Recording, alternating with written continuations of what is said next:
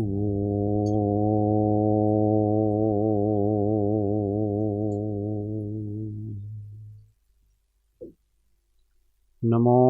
अरिहन्ताणं नमो सिद्धाणं नमो आयर्याणं नमो उवज्जायाणं नमो लोये सव्वसाहुणं तेसो पञ्चणमुकारो सव्वपावपणासण मङ्गलाणं च सव्वेसिं पडमं हवै मङ्गलम्। ॐ नमो अरिहन्ताणम्। महादेव्या कुक्षिरत्नं शब्दजितर्वात्मजं राजचन्द्रमहं वन्दे तत्त्वलोचनदायकं प्रभुतत्त्वलोचनदायकम्। परात्पर गुरुवे नमः। परम्पराचार्य गुरुवे नमः। परम गुरुवे नमः। साक्षात् प्रत्यक्ष सद्गुरुवे नमो नमः।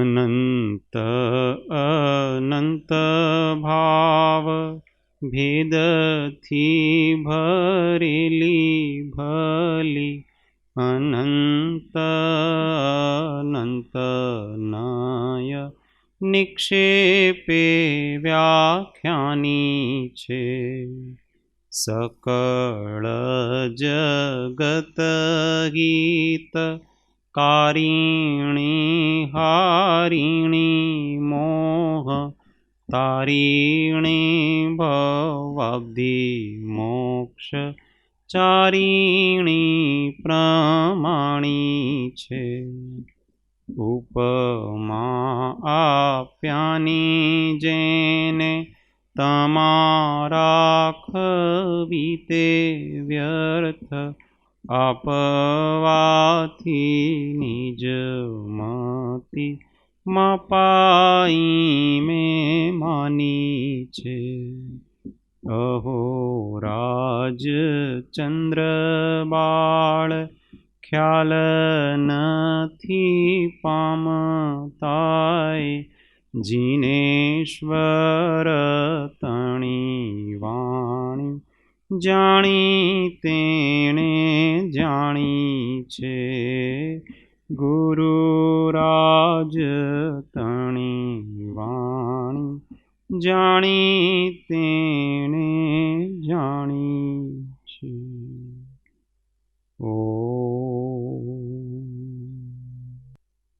जय सद्गुरुवंदन। जय जय। स्वाध्याय में श्री आत्मबोध शतक गाथा 30 एक लिटी झेलवानी। कर्म पुण्य का वेश पहन कर चेतन के ग्रह में आया। कर्म पुण्य का वेश पहन कर चेतन के गृह में आया। निज ग्रह में भोले चेतन ने पर से ही धोखा खाया। निज ग्रह में भोले चेतन ने पर से ही धोखा खाया। सहज सरल होना अच्छा पर सावधान होकर रहना। सहज सर होना अच्छा पर सावधान होकर रहना। आत्म गुण की अनुपम निधिया अब इसकी रक्षा करना। आत्म गुण की अनुपम निधिया अब इसकी रक्षा करना। कर्म पुण्य का वेश पहन कर चेतन के ग्रह में आया। निज ग्रह में भोले चेतन ने पर से ही धोखा खाया। सहज सरल होना अच्छा पर सावधान होकर रहना, आत्म गुण की अनुपम निधियाँ अब इसकी रक्षा करना, आत्म गुण की अनुपम निधियाँ अब इसकी रक्षा करना। खूब गहन बात करी है माताजी। कर्म पुण्य का वेश पहनकर चेतन की ग्रह में आया। જ્યાં જીવ ભૂલથાપ ખાઈ જાય છે ને એ વાત કરી છે यहाँ। કર્મ પુણ્ય का वेश पहनकर, બે પ્રકારના કર્મ હોય ને, એક પાપ કર્મ હોય ને એક પુણ્ય કર્મ હોય। તો હવે બંને બંધન બાંધવા વાળા જ છે। કર્મ માત્ર बंधन का कारण है। तो कभी कभी वो क्या रहता है कि पुण्य का वेश पहनकर अपने घर में आता है, चेतन के ग्रह में आता है। तो होता क्या, व्यक्ति को थोड़ी साता रहती है, शांति रहती है, सुख सुविधा रहती है, सगवड़ता रहती है, अपने अनुसार सब बनता जाता है, अपने जो जो चाहिए वो होता जाता है। तो व्यक्ति को ऐसा लगता है कि अब मेरे जीवन में और किसकी जरूरत है, अपने को जो चाहिए वो सब मिलता है।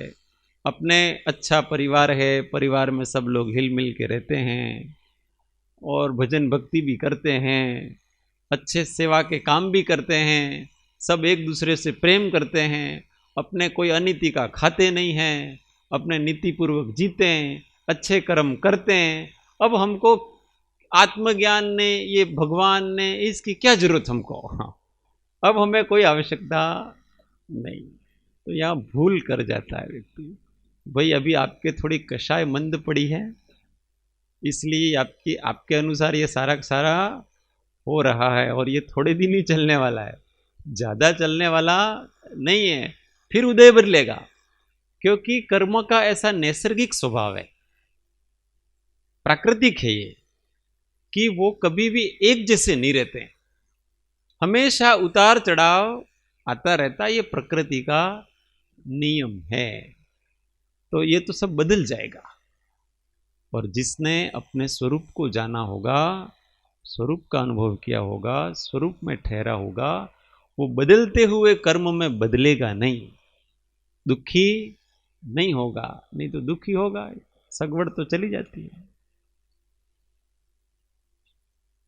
कर्म पुण्य का वेश पहनकर चेतन के ग्रह में आया, निज ग्रह में भोले चेतन ने पर से ही धोखा खाया। एक वितरा क्या होता है कि मंद कषाय के समय में वितराग भाव याद आना, स्मरण आना, उसकी आराधना होना बड़ा कठिन है। प्रतिकूल परिस्थितियों में तो जीव को और भी वैराग्य आता है, धर्म करना चाहिए। ये जैसे दुख के कारण होता है, अभी कोरोना में बहुत सारे धर्म करने लग गए लोग क्योंकि क्या मालूम कब मर जाए अपन। तो ये प्रतिकूल परिस्थितियां हैं, पर देखना अभी इसका प्रभाव जैसे ही कम होगा, वापस वो उसी में विषय भोगों में लोग लगेंगे। तो थोड़ी अनुकूलता में धर्म याद आना वो बहुत कठिन है, बहुत ही कठिन है।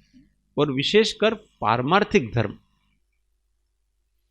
व्यवहार धर्म तो सबको याद आता है, पूजा करनी चाहिए ना, स्वाध्याय करना चाहिए ना, उपासना करनी चाहिए ना, परंतु मेरे जो जो अनुकूल हैं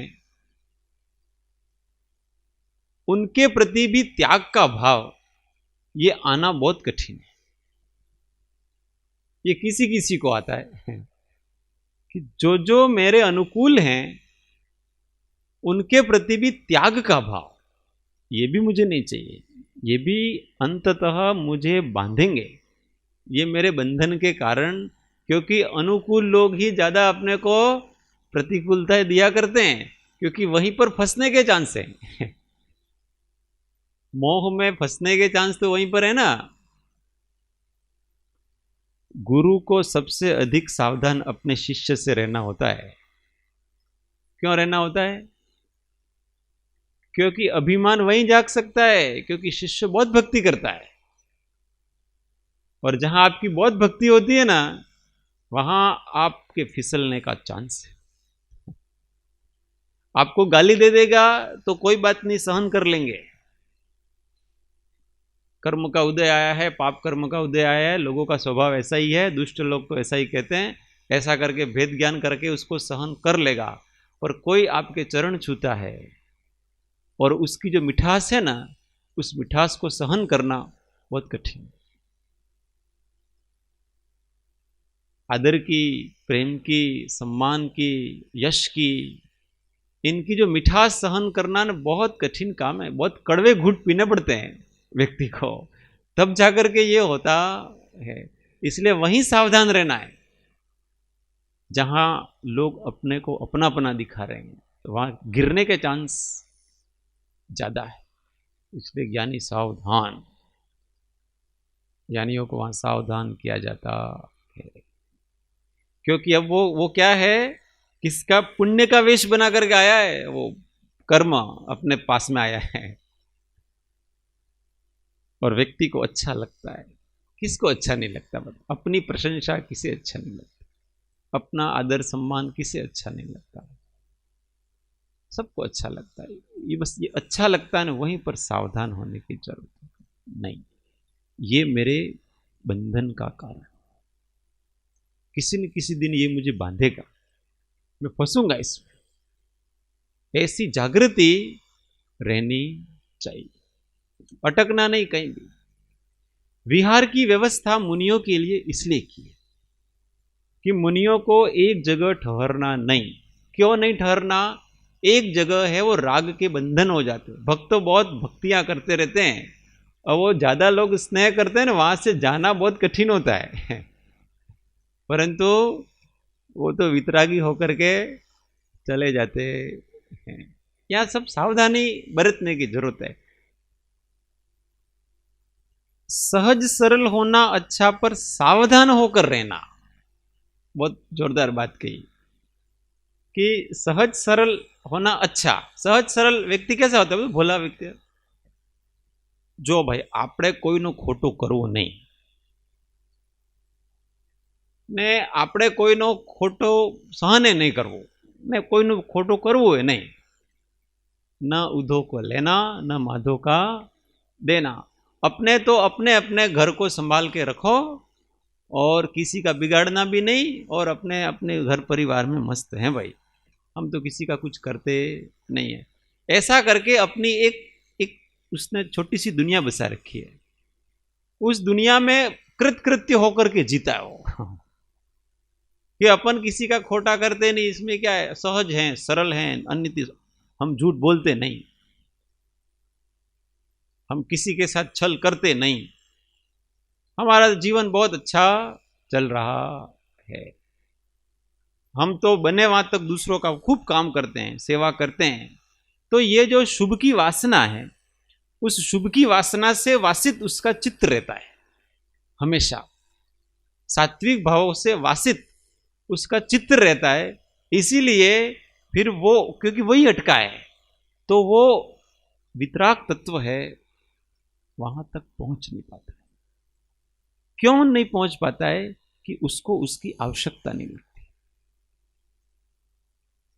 भाई सब ऐसा कहते हैं ना कि सब कहते हैं लोग, परोपकार करो, अच्छे रहो और सबका भला सोचो, बस हो गया न जीवन।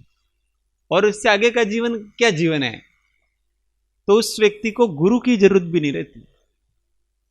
पंथ परम पद में सम्यक दर्शन प्राप्ति की भूमिका के 8 सोपान बताएं। उस 8 सोपान में ये एक सोपान ये कि उसके अंदर बहुत सारी क्वालिटीज डेवलप होती है। तो विशुद्धि लब्धि जब जागृत होती है ना उसकी, तो ऐसे कष्टों को सहन कर लेता है, दूसरों की पीड़ाओं को दुख कर लेता है, और उसमें वो इतना अच्छा रम जाता है वो व्यक्ति कि उसको अब गुरु की जरूरत नहीं लगती है, मुझे आगे बढ़ना है इसके लिए। क्योंकि उसको यूं लगता है कि इससे आगे का कोई मार्ग नहीं है, ये ही मार्ग है बस। तो वो आत्म साक्षात्कार तक पहुंचने में वहां अटक जाता है व्यक्ति कि भाई महापुरुष भी तो ये कह के गए ना कि परोपकार करो, दूसरों का भला करो और अपना अच्छा जीवन जियो। ऐसा महापुरुष भी कह के गए और मैं तो वही तो कर रहा हूं जो महापुरुष कह के गए। मैं दूसरा कौन सा खोटा काम कर रहा हूं? इसलिए अब हमको गुरु की शरण में जाने की भी क्या जरूरत है? उनकी आज्ञा का पालन तो हम कर ही रहे हैं।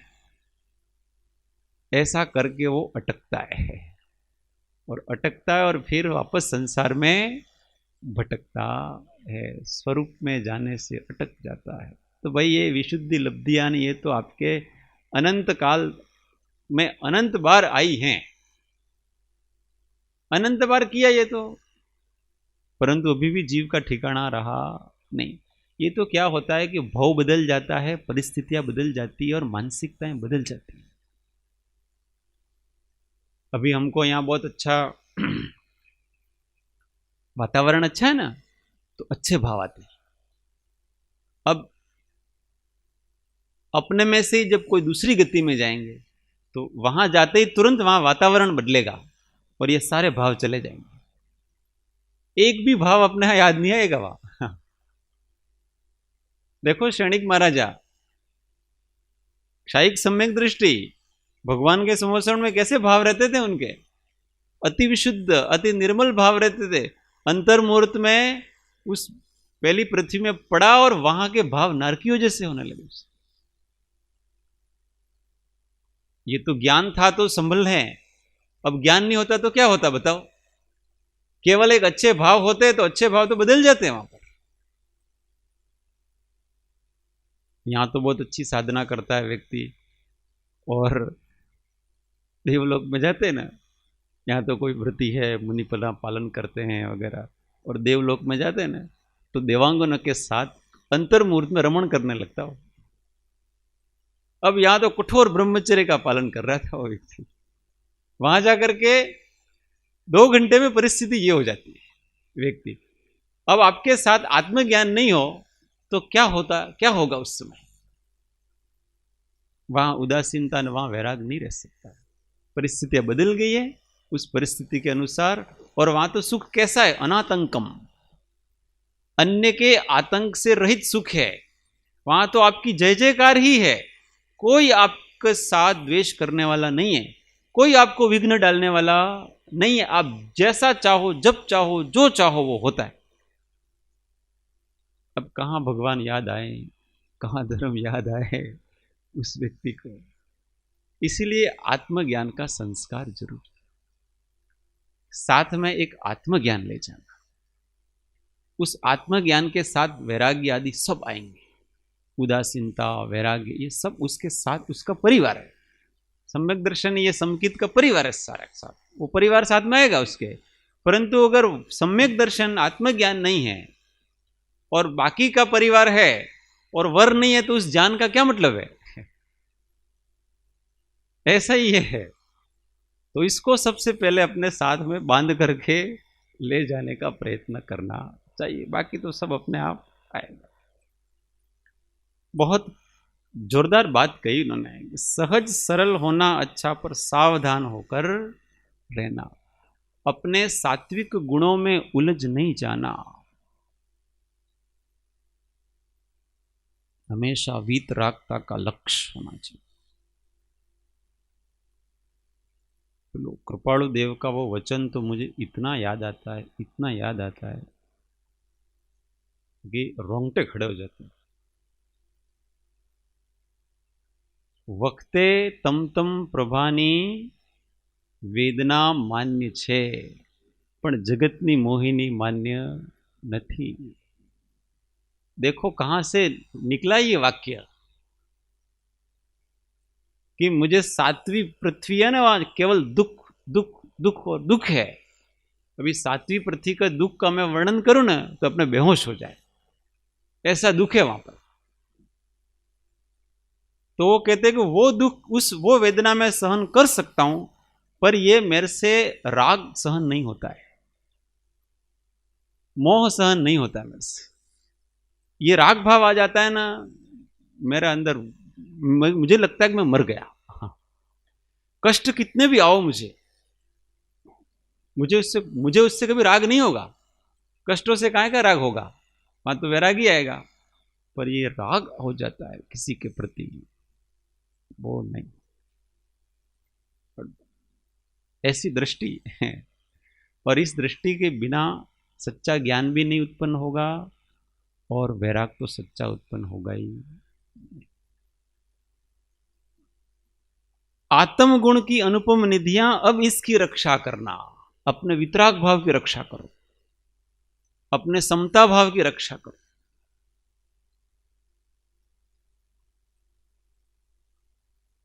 अपन क्या होता है कभी कभी कि मन को अच्छा करने का प्रयत्न करते हैं,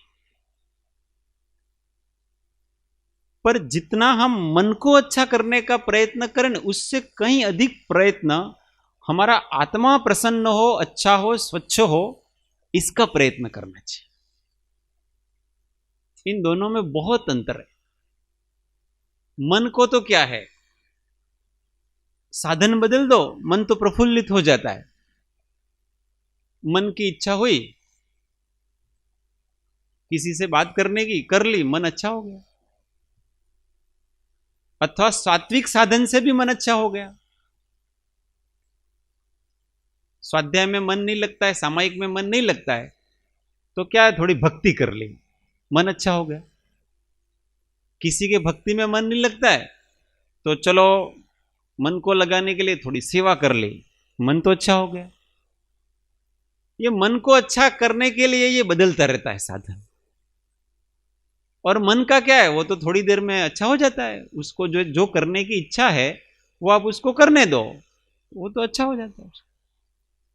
परंतु भगवान ने कहा कि ये सही मार्ग नहीं है। आत्मा को अच्छा करो, और आत्मा अच्छा कब होगा, वितराग भाव से। जो कर रहे हो उसी में से वितरागता खोजो। साधन बदल बदल के क्या करेंगे। मन को अच्छा नहीं करना है, आत्मा को अच्छा करना है। आत्मा तो वितराग भाव से, ज्ञायक के लक्ष्य से अच्छा होता है। अंदर जो जो वासनाएं पड़ी हैं वो निकालो। मन अभी अच्छा है, साधन कुछ भी करो नहीं, क्या है इसमें, क्या दिक्कत है। पर जिस कारण से मन क्लेशित है, दुखी है, उस कारण को खोजो। और कारण एक ही मिलेगा, राग और द्वेष। इसके अतिरिक्त कोई कारण नहीं मिलेगा। और वो तृष्णा से होता है, और तृष्णा का मूल अज्ञान है। यही कारण होंगे, परंपराएं यहीं से आएगी सारी। तो मेरा काम मोह भाव चल रहा है, उसको खोजो और तुरंत ही सावधान, प्रसन्न, उसको निकालने का प्रयत्न।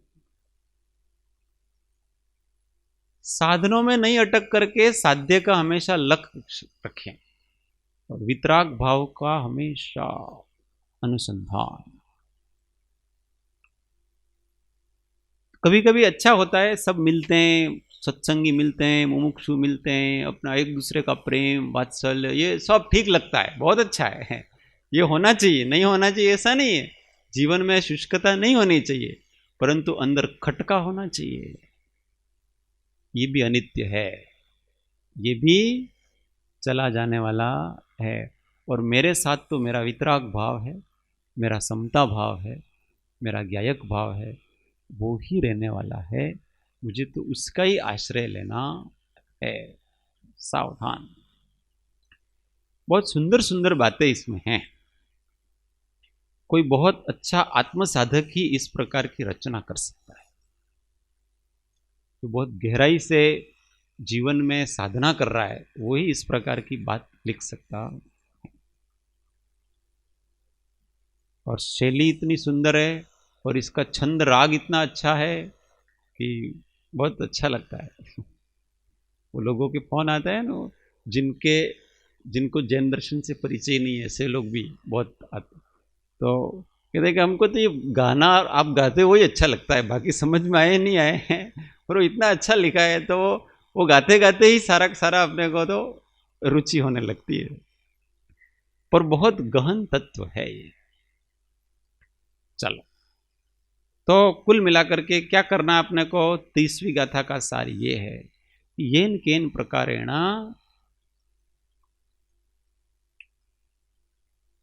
सब तरफ से दिल हटा प्रभु के चरण में जोड़ दो। वो प्रभु के चरण में दिल जैसे जैसे जोड़ते हैं ना अपन, वैसे वैसे हमारे जीवन में बहुत सारे गुणों का विकास होता है, और उस गुणों के कारण से हमारे और बहुत लोग आकर्षित होते हैं। पुण्य बढ़ता है ना, उससे पवित्र मन होता है, बहुत से लोग आकर्षित होते हैं, और ऐसे सुख सुविधा ये सारी चीजें मिलती हैं, अपने ऑटोमेटिक मिलती है। आपका मन पवित्र हुआ तो कहाँ जाएंगे? ये सारी चीजें अपने आप मिलेगी। बस उससे सावधान रहना है। ये जो धर्म के फलस्वरूप जो अपने को बाहर का जो जो मिल रहा है, उससे हमेशा जागृत रहने की आवश्यकता नहीं है। तो साधक नहीं तो वहां पर अटकने और भटकने के चांस होते हैं। नहीं तो क्या है, अपनों ने तो किसी से मांगा थोड़ी है, ये तो सहज मिला है।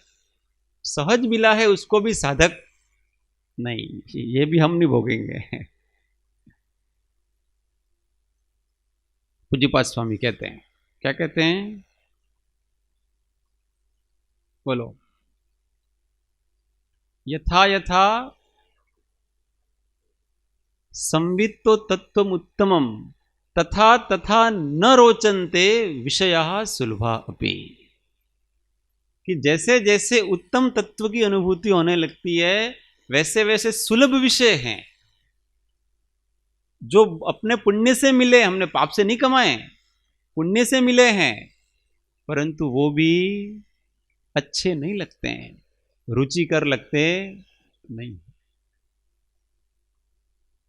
किसी का आदर भी जब रुचिकर नहीं लगे, किसी का विनय भी जब रुचिकर नहीं लगे, तो समझ जाना चाहिए कि ये जीव एक दो भव में मोक्ष जाने वाला है। ये व्यक्ति एक या दो भव में ये मुक्त होने वाला है, क्योंकि अब इसको बांधने वाला इस संसार में कोई तत्व ही नहीं बचा है, क्योंकि यही तत्व बचते हैं और कोई तत्व दूसरे बचते नहीं।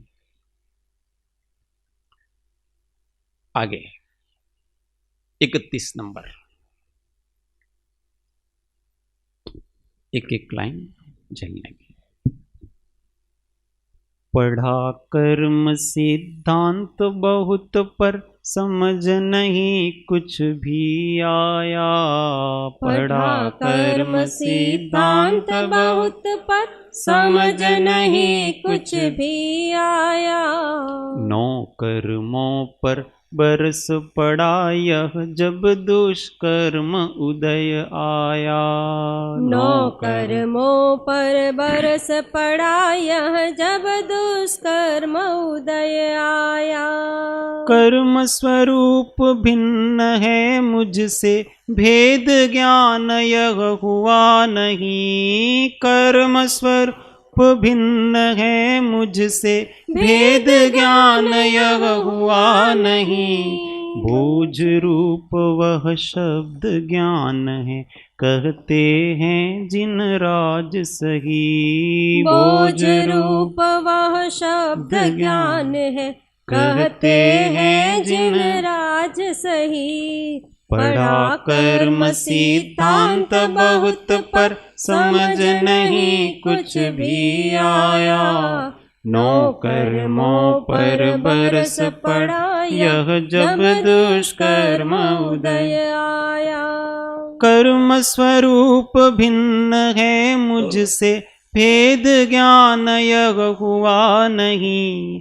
बोझ रूप वह शब्द ज्ञान है कहते हैं जिन राज सही। बोझ रूप वह शब्द ज्ञान है कहते हैं जिन राज सही। सुंदर।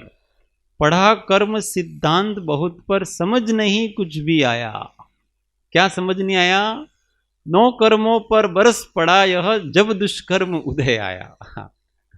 कर्म का सिद्धांत तो बहुत पढ़ लिया, इस कर्म के उदय से ये होता है, इस कर्म के उदय से ये होता है, इस व्यक्ति के ये कर्म का उदय अभी चल रहा है। ये सब चीजें उसने इसका इतना अनुभाग है न, इसकी इतनी स्थिति है न, ये सारा का सारा तो आया, परंतु जब वो उदय में आता है ना, अपने उदय में आता है, उस समय वो क्या करता है? मोहनीय कर्म के भेद प्रभेद तो बहुत जाना, जब अपने मोह का उदय आता है उस समय वो क्या करता है? 9 कर्मों पर बरस पड़ा। 9 कर्म का मतलब जो निमित्त होते हैं, बाह्य निमित्त को 9 कर्म कहते हैं। तो अब कोई आपकी निंदा कर रहा है तो किसके कर्म का उदय आया? अपने कर्म का उदय आया।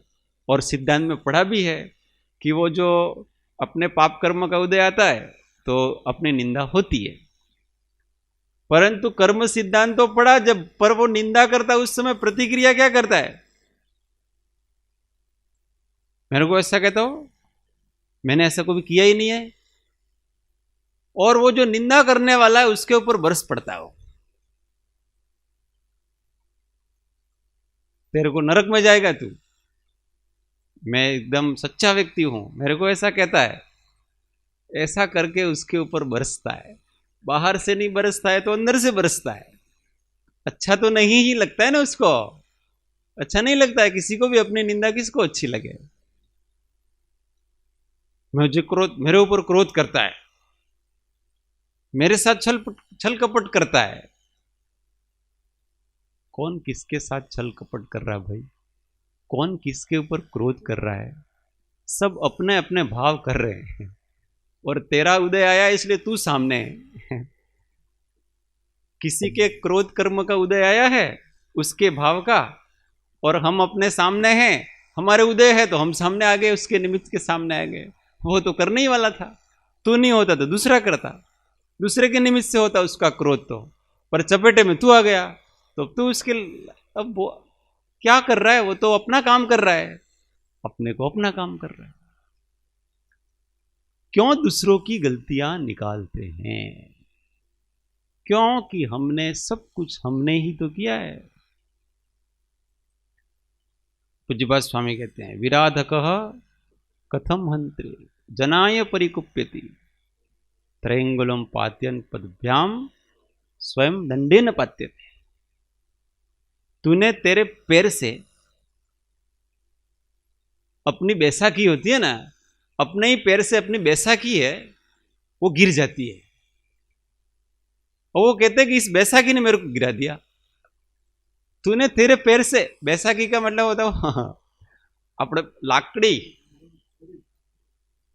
पेला अपंग लेके चलते हैं ना, हाँ अपंग लेके चलते हो बैसाखी, यहाँ शू के छे बैसाखी, घोड़ी जो भी लाकड़ी, આપણે लाकड़ी कहो ने लाकड़ी की घोड़ी कुछ भी कहो, उसके ही ठोकर से वो गिरी है वो तो तू क्यों दोष दे रहा है दूसरे को? इसीलिए विराधक होता है वो दूसरों को दोष दे। तूने ही विराधना पहले करी थी किसी और की, अब तेरी विराधना अब हो रही है, तो अब तू दूसरे को क्यों दोष दे रहा है? क्योंकि तूने अपने ही पैर से ठोकर मारी है, तूने पाप किए थे, आज उसका उदय आया है और फिर नए पाप बांधेगा, इसलिए सहन करो। उधर लिखा है लघुराज स्वामी, हाँ संभाव राखी, એના પહેલા લખ્યું છે પૂર્વે બાંધેલા કર્મો, સંભાવ રાખી બાંધેલા કર્મ ભોગવે છૂટકો છે, પોતે બાંધેલા કર્મ પોતાને જ ભોગવવા પડે છે। જો તેવા કર્મ ન ગમતા હોય તો તેવા કર્મ ન બંધાય તેવી કાળજી રાખવી યોગ્ય છે।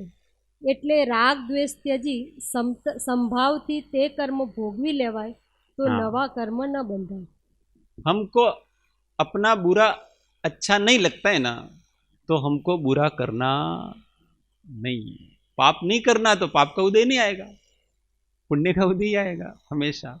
परंतु पूर्व का किया है, अब उदय में आ रहा है तो समता पूर्वक उसको सहन करो। इस मोक्ष मार्ग में बहुत समता रखने जैसी। कभी कभी अपनी बहुत परीक्षा हो जाया करती है, परंतु ऐसा कड़क अपने को है ऐसे बांध के रखना, कि नहीं, अब के मुझे संसार में नहीं गिरना है भाई। मुझे इस बार जो मौका मिला है ना, वो ऐसा मौका मिला है कि इस मौके को मैं चूक गया तो वापस मैं निगोद में जाऊंगा, पक्का है निगोद। क्योंकि ये जो परिस्थितियां मिली है ना अपने को, ये परिस्थितियां वो 2000 सागरोपम का काल होता है ना जीव का, उसमें एक भव उसको उत्कृष्ट शुभ निमित्त मिलते हैं। उस उत्कृष्ट शुभ निमित्त में क्या मिलता है कि ऐसा जो वितराग धर्म मिलता है उसको, यथार्थ देवगुरु धर्म का समागम होता है, ज्ञानियों का निकटता से समागम होता है, बात समझ में आती है, ये सारी श्रद्धा होती है, ये सारी चीजें उस भव में उसको होती हैं। ये सबसे उत्कृष्ट पुण्य का भव है। इसके बाद अब जो भी मिलने वाला है वो सब अभी क्या होगा, ये इसके पुण्य है वो देवलोक पाएगा वो इस पुण्य से, और वहां सब खर्च होने वाला है और वापस यात्रा चालू। हाँ, कहां से चालू होगी यात्रा? एकेंद्रियों से चालू होगी यात्रा। वास ये हंसने की बात नहीं, वास्तविकता है। पर हाँ भाई, ऐसा होता है कि मिथ्यात्व के रहते हुए आपके 2000 सागरोपम का जो काल है ना वो पूरा होने आ रहा है। क्योंकि अमुक मनुष्य भव मिलते हैं उसमें ये आपको मनुष्य भव अपने को मिला है कि नहीं मिला है? अब अपने को क्या पता कि वो लास्ट वाला है कि कौन से वाला है? अब इतने अच्छे निमित्त तो लास्ट वाला ही होगा, ऐसा ही मानना चाहिए ना अपने को, क्योंकि इतने उत्कृष्ट निमित्त तो लास्ट वाला में मिलता है अपने को। अब इससे पुण्य बंधेगा, और आत्मज्ञान साथ में लेकर के नहीं गया वो व्यक्ति, तत्व ज्ञान के साथ नहीं गया, तो फिर उस पुण्य को तो खर्च करेगा, क्योंकि वहां खर्च करने के लिए समय बहुत है। यहां पुण्य को खर्च करने के लिए बहुत कम समय है। यहां तो एक व्यक्ति जितना कमाता है ना, उसकी पूरी संपत्ति को भोग भी नहीं पाता है, इतने में मर जाता है, उसके लड़के भोगते हैं। परंतु वहां तो सागरों का समय है। अब जो वर्षों गिन, इतना समय आपके पास अपने पुण्य को भोगने का, वो भोगता रहता है, और भोगते भोगते भोगते भोगते बैंक बैलेंस जीरो। हाँ, कर दिया जीरो उसने। और जब वो उसकी माला है ना मुरझाती है, जब 6 महीने रहते हैं ना, उस समय उसकी माला मुरझाने लगती है। अब उसको आर्त ध्यान जागता है जबरदस्त, ओहो, अब ये मेरे भोग नष्ट हो जाएंगे, अब मुझे किसी के गर्भ में जाना पड़ेगा, अथवा क्या मालूम एकेंद्रिय में जाना पड़ेगा, अब कहां जाना पड़ेगा। ऐसा करके वो ज्ञान तो है नहीं उसके पास, बुद्धि तो जागती नहीं है, सुबुद्धि जागती नहीं है उसकी, और भोग के संस्कार बहुत जबरदस्त उसके हैं, वो और मिथ्यात्व सहित भोगा है उसने, इसलिए वो कुबुद्धि जागती है उसकी कि 6 महीने बाकी रहे तो भोग लूं, ऐसी बुद्धि जागती है उसकी। ऐसी बुद्धि, मिथ्यात्व के संस्कार है ना, तो उल्टी बुद्धि जागती है उसकी कि वो 6 महीने ही बाकी रहे तो कोई सुबुद्धि जागे ना, अच्छा व्यक्ति, तो 6 महीने बाकी रहे तो कम से कम तो थोड़ा देवलोक में भी धर्म होता है, नहीं होता है ऐसा थोड़ी है। सम्यक दर्शन की साधना होती है, बहुत सारे जिन मंदिर हैं, और समूह शरण में जाऊं, इस प्रकार का तो होता है, परंतु उसको नहीं जागती है। उसको ये बुद्धि जागती है कि 6 महीने बाकी हैं, अब तो भोगूं कम से कम, फिर तो पक्का है कि नीचे ही जाना है अपने को। बुद्धि देखो अंत तक ऐसा होता है। वो मधु बिंदु की वो घटना बताते हैं ना, वो मधु बिंदु की ये लोभ है ना, तृष्णा ऐसी है, ये देवांगनाएं छूट जाएगी।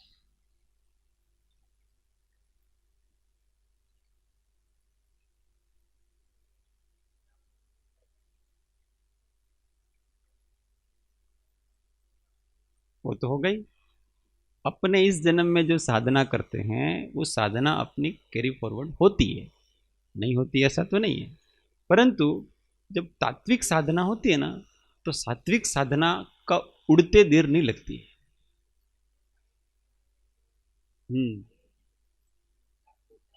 कोतरवाना संस्कार।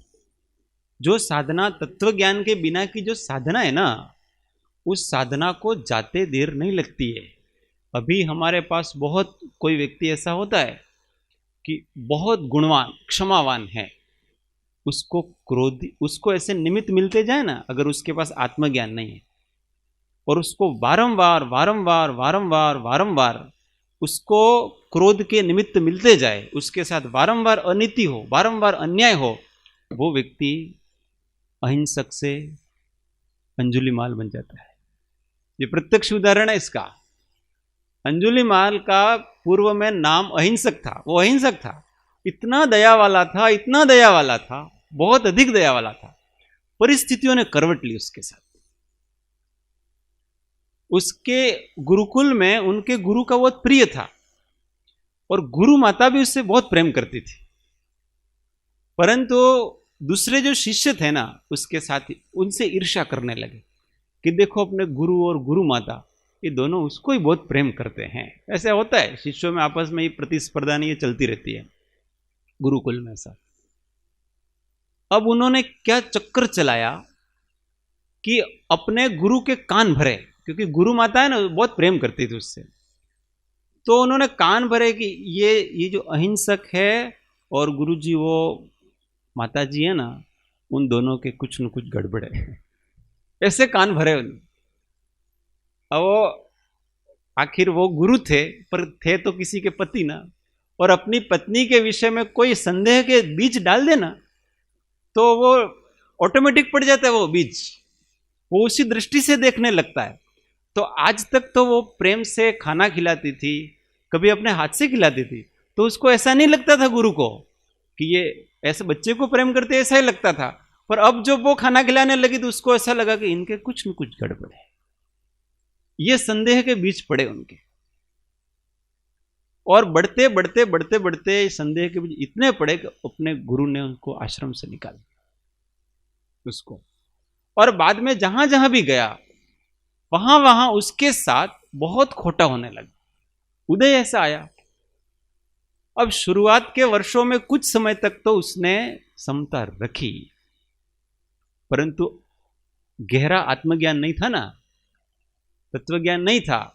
हर उदय को सहन करे ऐसा आत्मज्ञान नहीं है। सामान्य क्षमा भाव था उसका, अच्छा, पर सज्जनता कब तक टिकेगी? आत्मज्ञान के बिना सज्जनता बहुत नहीं टिकती आपकी, और उसकी सज्जनता लड़खड़ाने लगी। ऐसे ही कर्म का उदय है उसको, और इतने लड़खड़ाने लगी कि वो गुंडा बन गया, डाकू।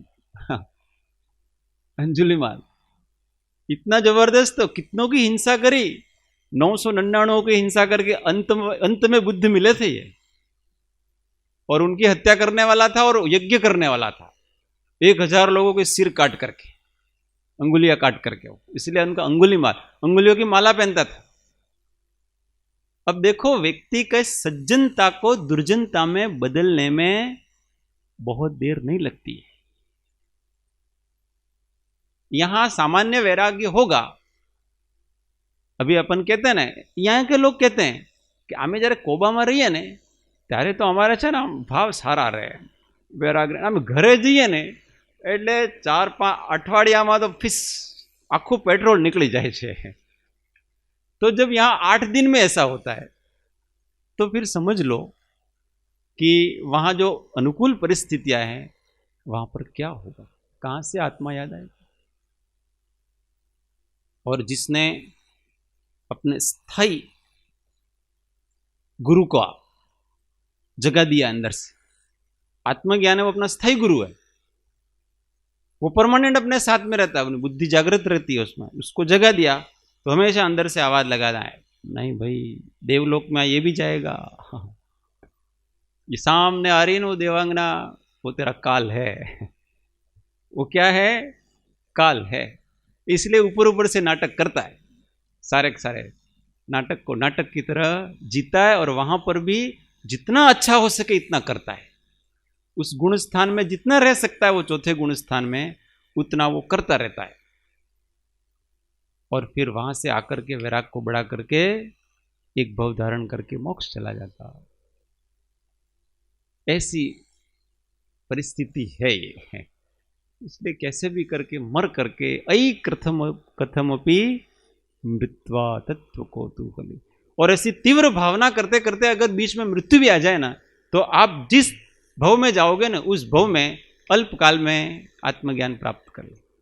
ऐसा सम्यक तो सन्मुख जीव का वर्णन किया मोक्ष मार्ग प्रकाशक में। हाँ, पर सबकी एक भव में साधना पूरी नहीं होती है, इसलिए जो सम्यक तो वास्तविक साधना चालू कर दें, तो सम्यक तो सन्मुख जीव होता है, इस भव में किसी कारण से अटका है तो जैसे ही दूसरा भव धारण करेगा ना, अल्पकाल में वो ज्ञान को, तिर्यंच में वहां तो ऐसा का है, अगर वो तिर्यंच आदि में भी जन्म लेता है तो वहां भी वो सम्यक्त्व को प्राप्त कर लेता है।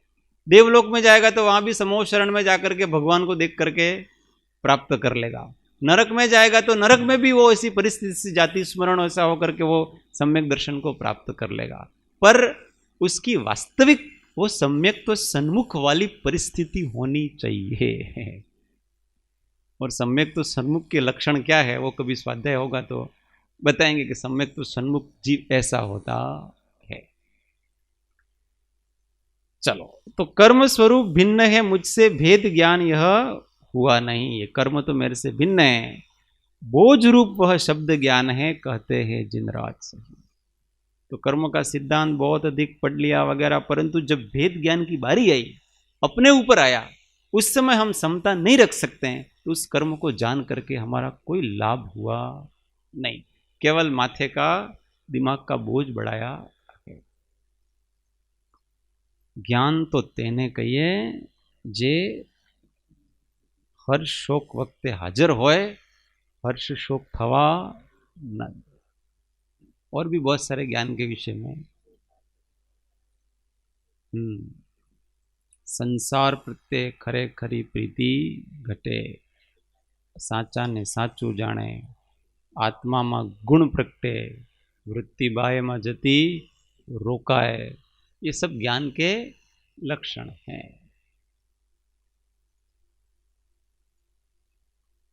ज्ञानी एनु नाम जेनो, मोह गयो छे तमाम भाई, ज्ञानी एनु नाम। कंचन ने तो कादव जाने, राज वैभव असा, स्नेह मरण सा मान छे जेने, मोटाई ली पण गार भाई, ज्ञानी एनु नाम भाई, ज्ञानी एनु नाम। देह छता जेनी दशा वर्ते देहाती, ते ज्ञानी ना चरण मा हो वंदन अगणी, ते ज्ञानी ना चरण मा हो वंदन अगणी। सद्गुरु परम कृपाळु देव की, त्रिलोकनाथ की जय, सब संतन की आनंद घन। ओम। 1 मिनट में आत्म अनुसंधान। ओम शांति शांति शांति। जय सद्गुरु।